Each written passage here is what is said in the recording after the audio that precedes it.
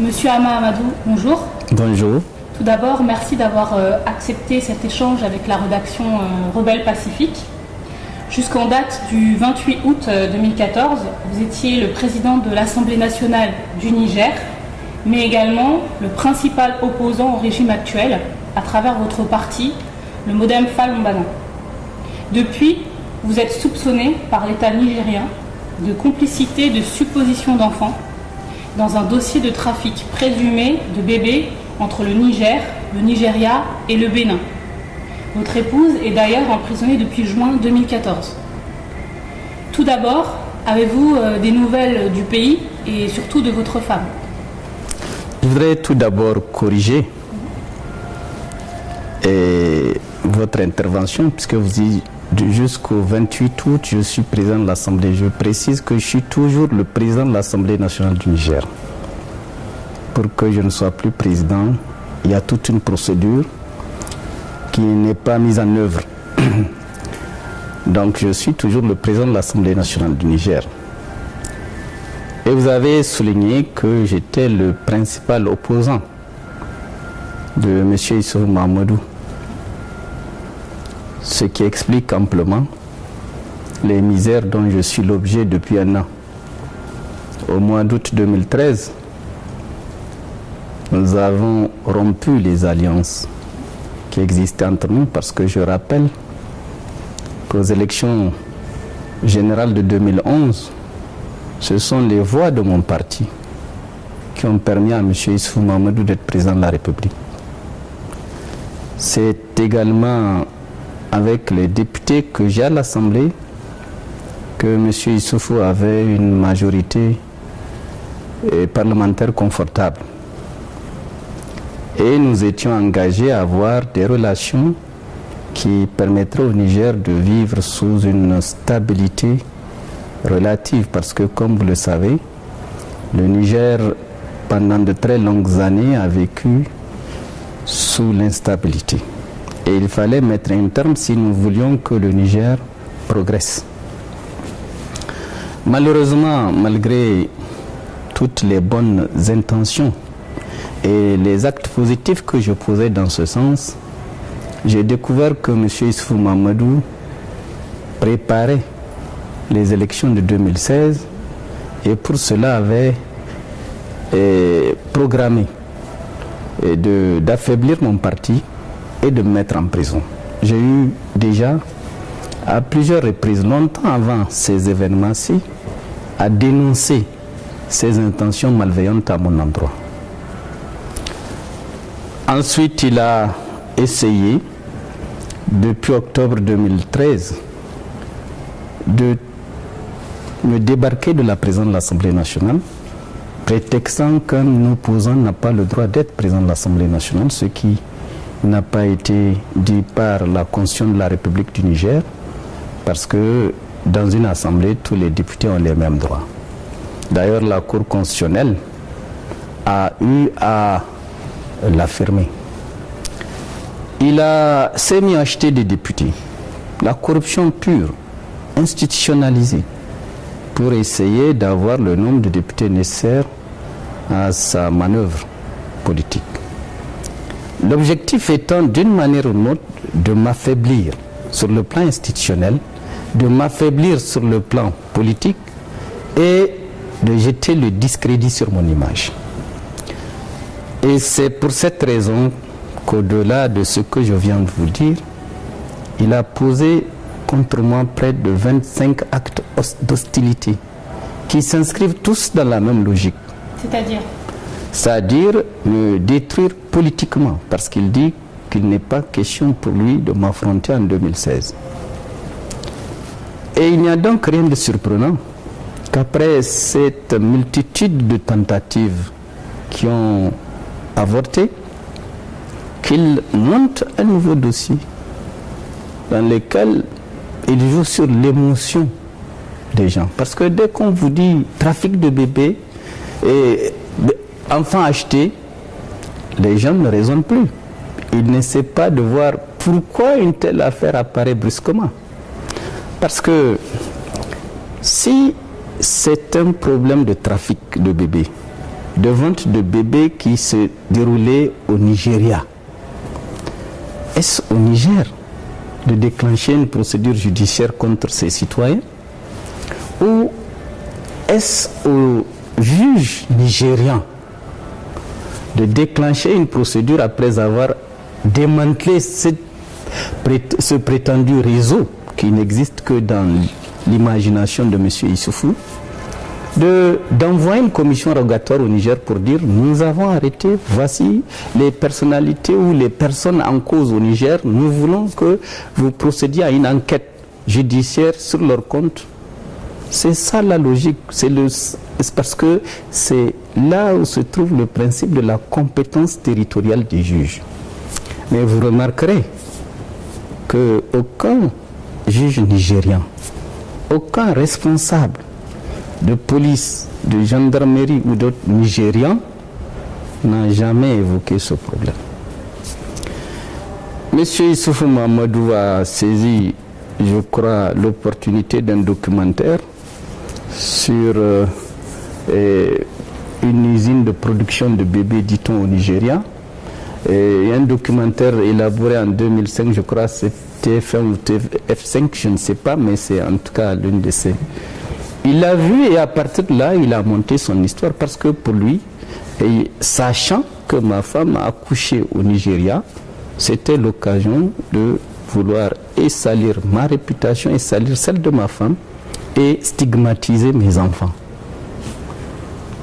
Et pour le faire, il a dû, sans aucune pitié, arrêter des familles entières, et des femmes, des maris, les jeter tous en prison et faire peu cas des bébés qui sont entre les mains de ces gens. Parce que quand vous prenez le père, la mère, vous les jetez en prison, que faites-vous de l'enfant? Puisque je crois que le Niger a signé une convention sur... a signé la convention sur la protection des enfants. Et toute action judiciaire devrait s'inscrire donc dans la logique de la protection de ces enfants-là. Mais dans le cas d'espèce, les enfants n'ont aucune importance, puisque l'objectif est ailleurs. L'objectif est d'arrêter le président de l'Assemblée nationale et de le jeter en prison parce que sa femme a accouché au Nigeria. Donc au-delà d'une affaire dite privée, on serait dans une affaire politique pour empêcher un membre de l'opposition de briguer tout à fait. La fonction suprême. Mais parmi les personnes arrêtées, on a un ministre d'État, Abou Labo, qui a également été emprisonné dans cette même affaire et pourtant il est très proche du pouvoir actuel. Mais je vais vous dire, M. Abou Labo est le lien entre moi et le président Issoufou. Parce que le jour où nous devions conclure notre accord d'alliance, M. Abou Labo a été, je dirais, l'agent actif qui a permis la concrétisation de cela. Et j'avais dit à Abou Labo, moi je ne signe pas un papier avec M. Issoufou, parce que je n'ai pas confiance. Par contre, il prétend qu'il est musulman, je suis musulman. Je suis d'accord en ta présence que nous jurions sur le Coran, l'un et l'autre, que personne ne trahirait l'autre durant ce mandat. Et ce serment a été pris au domicile de M. Abou Labo et avec le marabout de M. Abou Labo. Dès lors, Abou Labo lui-même, qui a eu à l'occasion à lui signifier que conformément au serment coranique pris chez lui, M. Issoufou est en train de dérailler, eh bien, il était inévitable que lui aussi devienne victime de monsieur. D'autant que lui également, sa femme ayant accouché, il l'a accusé de faire partie. Et le plus risible, c'est qu'il utilise Abou Labo pour justifier pourquoi il faut aussi arrêter le président de l'Assemblée, puisqu'il est ministre d'État en fonction. Vous ne trouvez pas étrange qu'un ministre d'État accusé de quelque chose, qu'on laisse le juge le prendre d'abord avant de le débarquer du gouvernement? On aurait pu, si la chose était sérieuse, commencer d'abord par le limogé du gouvernement avant de le livrer au juge. Mais c'est l'inverse qui s'est passé parce qu'il fallait toujours continuer à jouer sur l'émotion des gens et faire en sorte que toute l'opinion dise bon, on a arrêté un ministre d'État, ben donc c'est logique, il faut aussi arrêter le président de l'Assemblée nationale.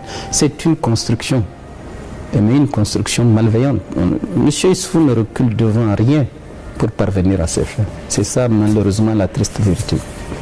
Donc nous sommes ici ensemble à Paris. Pour quelles raisons avez-vous quitté le Niger pour le Burkina Faso dans un premier temps, puis ensuite la France? Vous avez tous suivi sans doute la procédure un peu cavalière qui a été utilisée en vue de m'arrêter. Dans tous les pays démocratiques du monde, le député bénéficie de l'immunité parlementaire.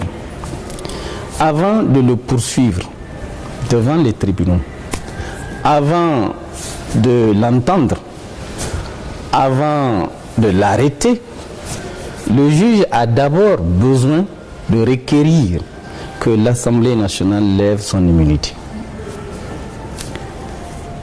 Dans le cas d'espèce, se fondant sur un alinéa de notre règle de la Constitution qui dit hors session, un député ne peut être arrêté qu'avec l'autorisation de l'Assemblée. Bon, ils ont dit donc qu'ils n'ont pas besoin de lever l'immunité du député que je suis, mais de l'arrêter. Mais vous arrêtez un député qui n'a pas fait l'objet d'une poursuite judiciaire. Vous l'arrêtez, vous le livrez à un juge qui ne peut pas l'écouter puisque son immunité n'a pas été levée. Vous cherchez quoi? Pas à le poursuivre en justice, mais juste à l'arrêter. Devant l'évidence de cette situation et les informations parallèles que j'ai eues à ce sujet, leur intention c'est de m'arrêter pour pouvoir m'éliminer physiquement à travers un empoisonnement. Je mène un combat politique et je suis déterminé à ne rien faciliter à M. Issoufou Mahamadou dans ce domaine. Vous avez l'intention d'intenter votre intégrité physique. Est-ce que vous êtes en position de preuve qui peuvent justement apporter des éléments dans ce sens? Et je vous rappelle à ce sujet qu'au mois de février, j'avais déjà annoncé dans un meeting public que le pouvoir en place avait chargé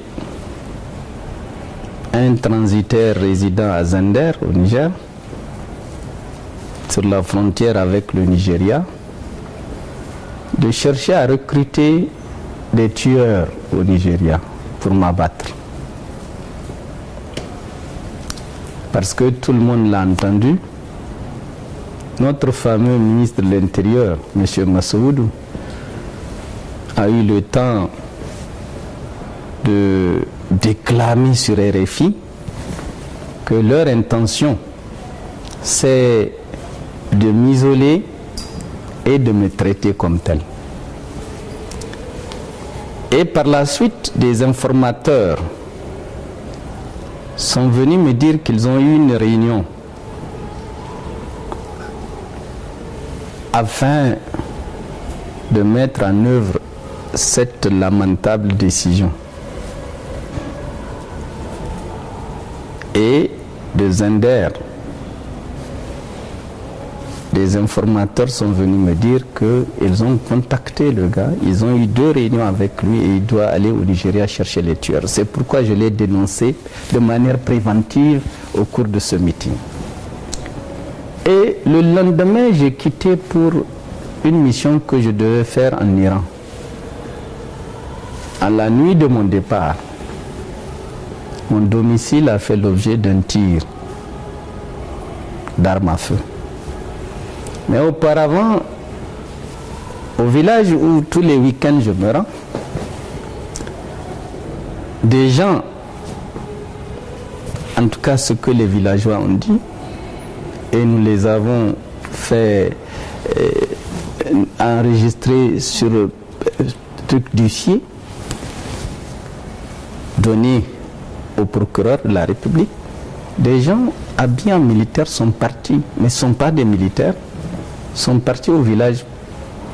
Ils étaient une douzaine dans des véhicules 4x4 pour demander si j'étais arrivé au village. Ils étaient camouflés derrière une colline et dans des buissons, mais les villageois les ont vus et sont allés vers eux pour savoir de quoi il s'agit. Dans cette période où justement l'insécurité est la règle dans la sous-région. Ils sont restés longtemps et les villageois ont dit pour le moment en tout cas je ne suis pas arrivé. Ils sont restés. Mais au bout d'un certain temps, ils ont constaté que je ne venais certainement pas. Et vers minuit, ils sont allés tirer chez moi. Donc ça, c'est un élément qui me permet de dire que ces informations qu'on peut avoir à ce sujet ne sont pas toujours. Ensuite, au mois de mai, ils ont tenté de recruter le personnel de maison chez moi pour essayer de leur fournir du poison en vue de m'éliminer.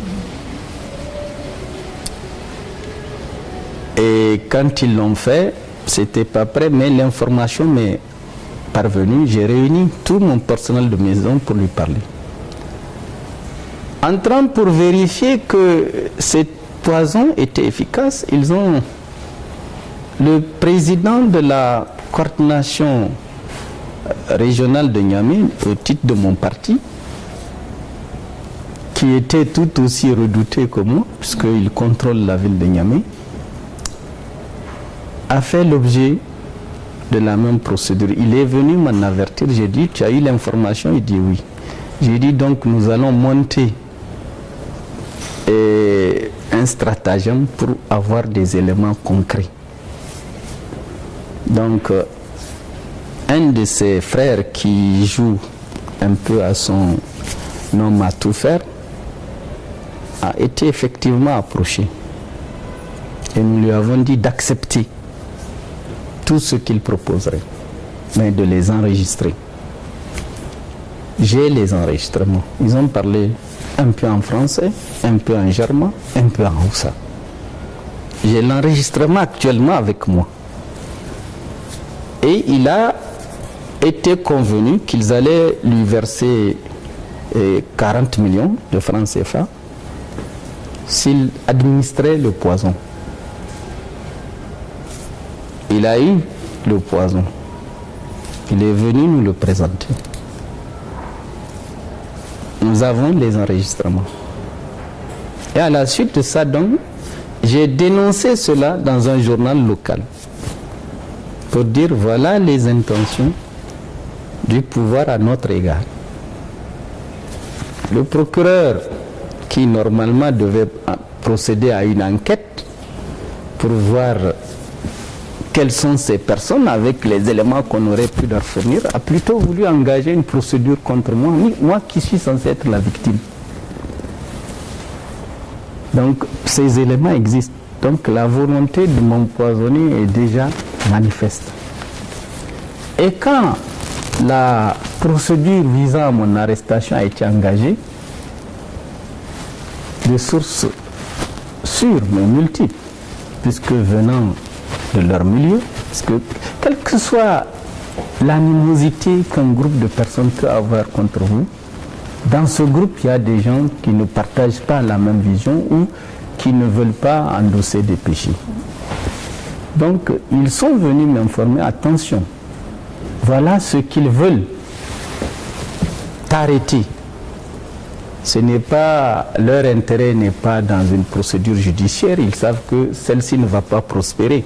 Mais c'est t'arrêter au moins une semaine pour pouvoir t'administrer et disent, c'est ce que les informateurs m'ont dit, qu'ils ont fait venir de Libye un poison avec un spécialiste qui sait administrer ce poison.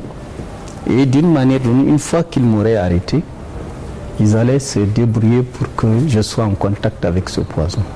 Ce poison agit 3 mois après. D'ici là, on m'aura libéré. mais je vais venir libre, mourir comme ça, brutalement, on va dire.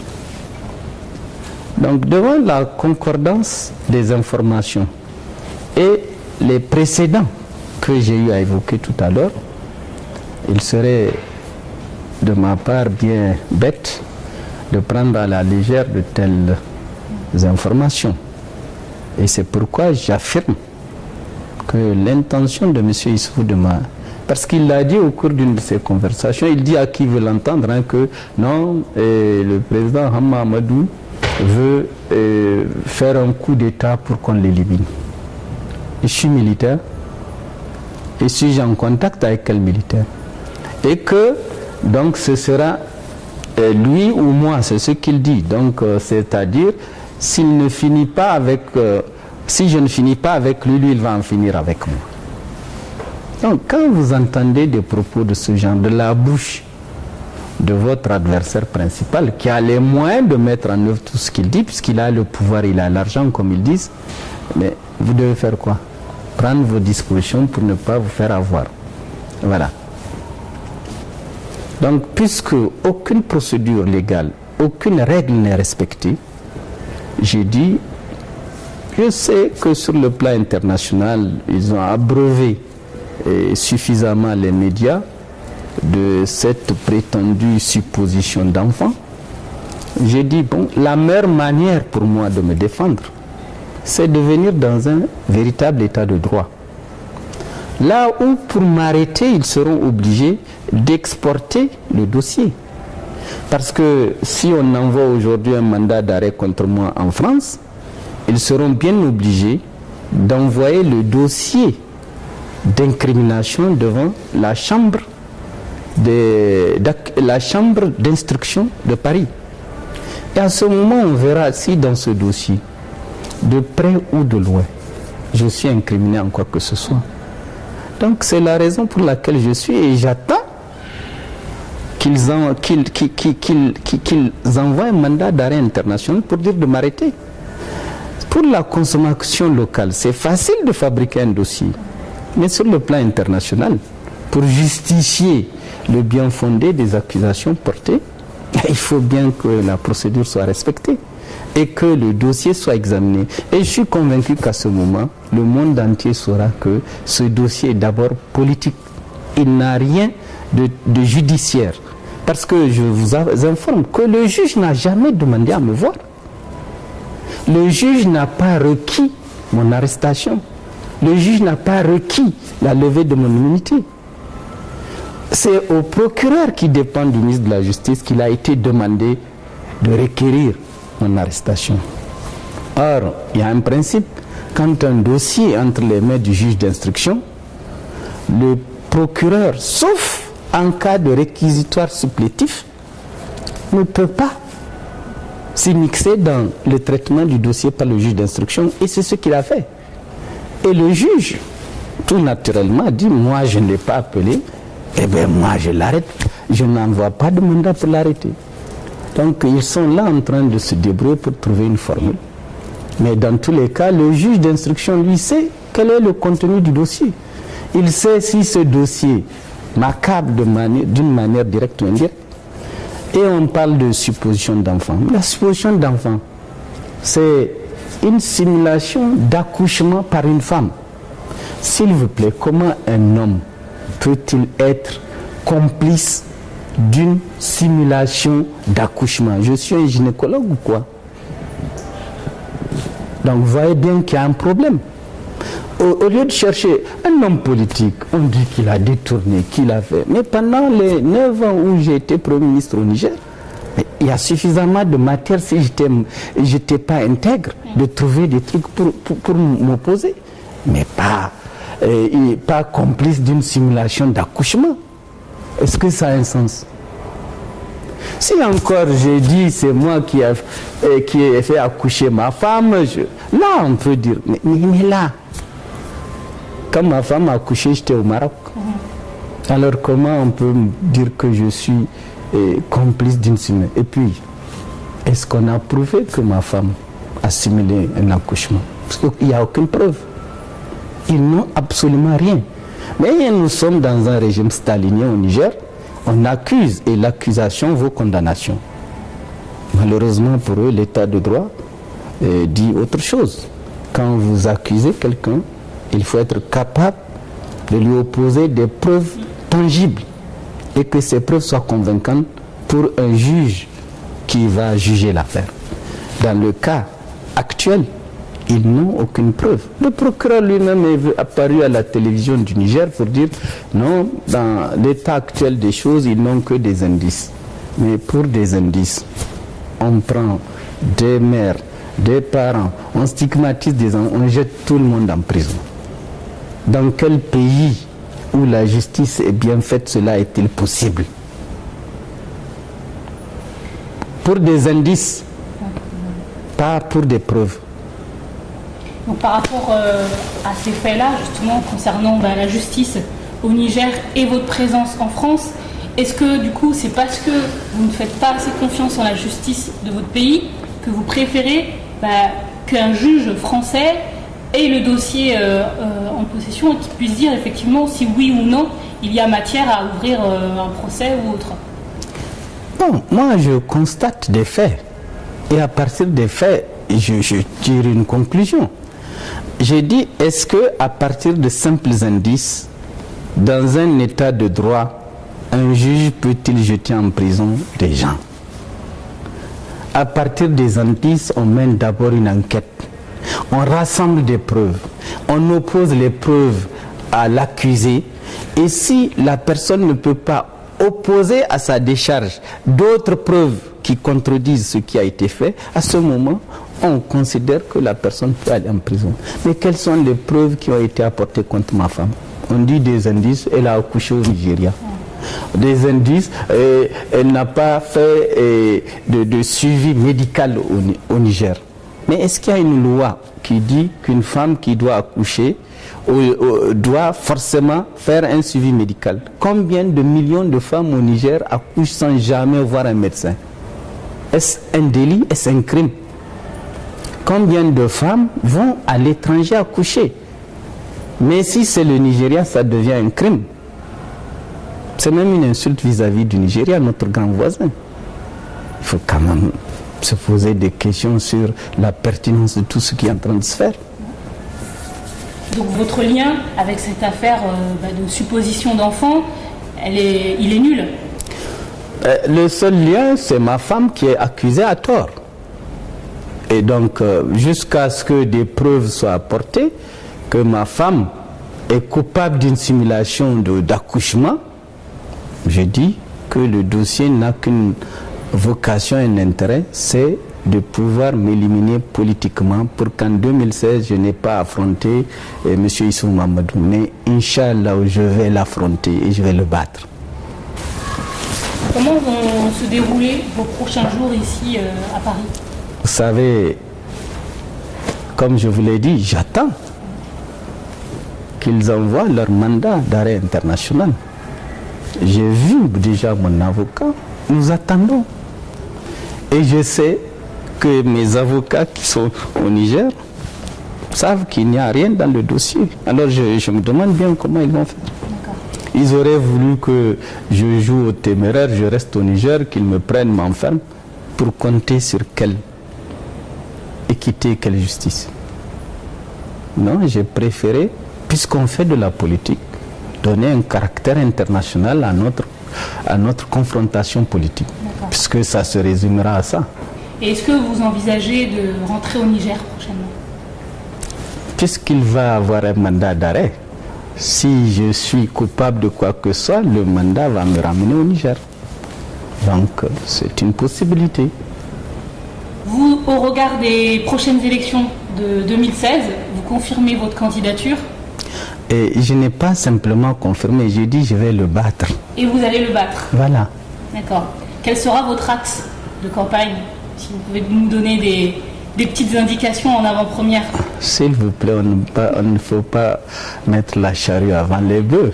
Et chaque chose en son temps. Le moment où cela sera possible, je viendrai ici, on va en causer. Inch'Allah, pas de problème. Merci. Est-ce que vous avez un message à adresser au peuple du Niger à votre justice également, à la justice du Niger? J'ai déjà eu adressé ce message à travers une lettre que j'ai adressée aux Nigériens qui a été lue au niveau des télés nationales et dans laquelle j'ai exposé tout ce que je suis en train de vous dire. Donc les Nigériens dans leur ensemble savent ce qui se passe et les Nigériens dans leur écrasante majorité savent que ce dossier est d'abord politique et qu'il n'a rien de judiciaire. Merci Monsieur Hama Amadou d'avoir accepté de répondre aux questions de Rebelle Pacifique. Merci Fatoumata.